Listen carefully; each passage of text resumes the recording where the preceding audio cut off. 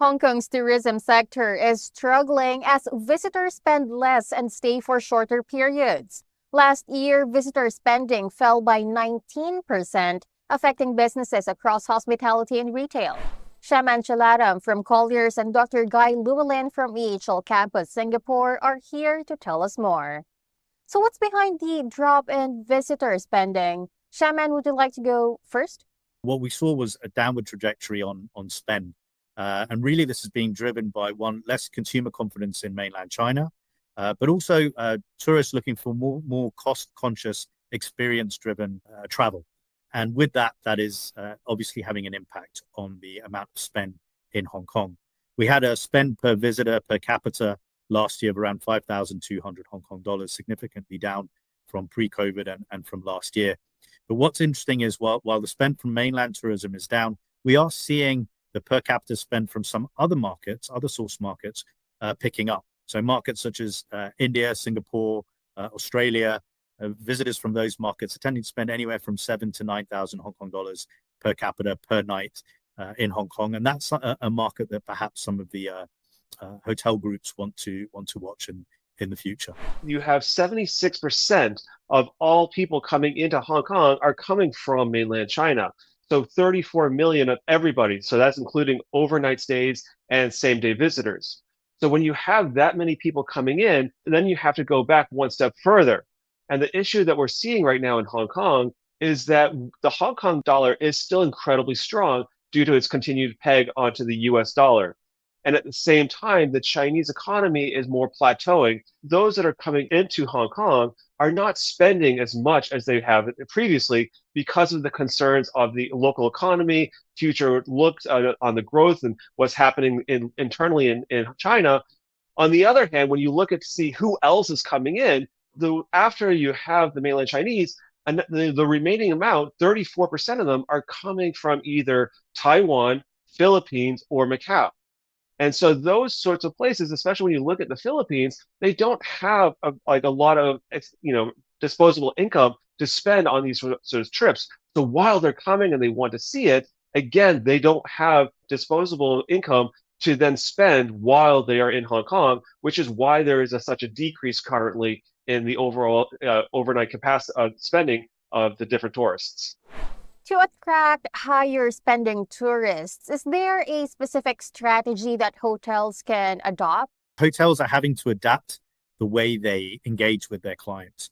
So one is more increasing online activity, using social media platforms such as Xiaohongshu, creating a better presence on trip.com, and using KOLs really to showcase their hotels in the best light.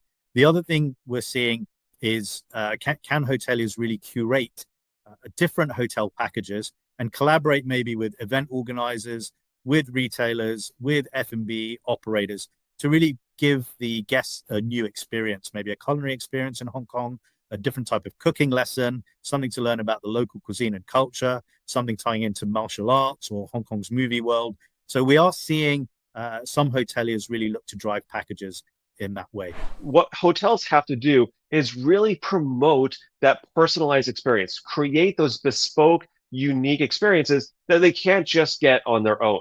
So they have to create these packages that either resonate with these high ultra net worth individuals or just these higher spending tourists to create that memorable, insightful ones, to create that unique experience and partnering with local artisans, with private dining, with chefs, to create an experience that you can't just get if you show up. It wasn't just a weekend in Hong Kong. It was a weekend that they can never replace and they will remember for a very long time. So that's what they really have to start to do, is create those individual strategic partnerships with different local facilities and areas to really create that one-off unique experience. And on top of that, are there policy changes or maybe even incentives that could encourage longer stays? So the government has issued a budget of around 1.235 billion Hong Kong dollars to the Hong Kong Tourism Board to really go out and promote ecotourism, local tourism with city visits and certain site visits, looking to also boost what we call sort of the panda economy or the panda-tastic economy with the new twin pandas that were born in Hong Kong. and also develop the cruise industry. In addition, we have the opening of the Kai Tak Sports Stadium and Kai Tak Sports Park, which has got an amazing lineup of huge events coming up. The other side of it is really looking to capture some of the cruise business that is coming into Hong Kong, with major cruise liners using Hong Kong as a key stopover, or even a starting point or ending point for some of the cruises. And hoteliers who can curate packages to capture some of that initial cruise demand or post-cruise demand will do quite well, and that often involves high spending tourists. Another key initiative that the government launched was the Development Blueprint for the Tourism Industry 2.0. So the original Blueprint 1.0 was launched in 2017. And with the new iteration to 2024-2025, we see a number of initiatives looking at ecotourism, looking at highlighting Hong Kong's culture and Hong Kong being a place for East meets West cultural exchange, as well as the development of sustainable tourism. And with that, the government really hopes to drive the tourism industry to a business of around 120 billion Hong Kong dollars by 2029, and increase the number of jobs within the sector from around 140,000 today to around 210,000 by 2030, which will be great news for Hong Kong. And a number of those initiatives will really help drive the hospitality business and hopefully encourage more visitors to visit the city. What we really should be looking at is for the long haul market, because they're going to come in and they don't want to spend 3 nights in Hong Kong. So what that needs to happen is, when you're looking at these long haul markets, is to then first understand how can we then incentivize them to stay longer. Promoting Hong Kong as a gateway city where you can come in with how many international flights there are, come to Hong Kong, get over your jet lag, rejuvenate, unwind, while then promoting that it is a massive area for downtown city living, the shopping. Then there's also beaches, there's hiking, there's a little bit of everything that's all captured in Hong Kong.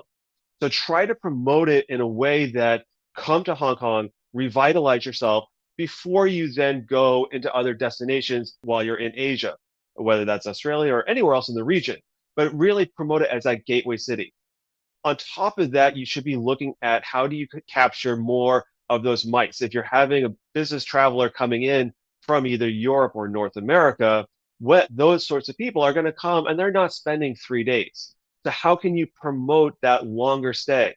Now, whether they have a stay of 5 or 6 nights, then all of a sudden, like the new tax on rooms that just got re-added back in, maybe you waive that to encourage longer stays, or maybe you encourage discounts for public transportation or discounts for different shopping or activities to try to incentivize that they stay for that 4th or that 5th night. But you really are needing to look at those long haul travelers to increase that length of stay. Thank you for joining us today and for sharing your insights, Shaman and Dr. Guy. Perfect. Thank you. Thank you very much for having me.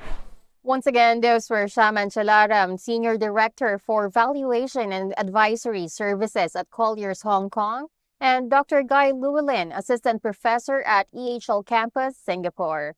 For more news, visit hongkongbusiness.hk.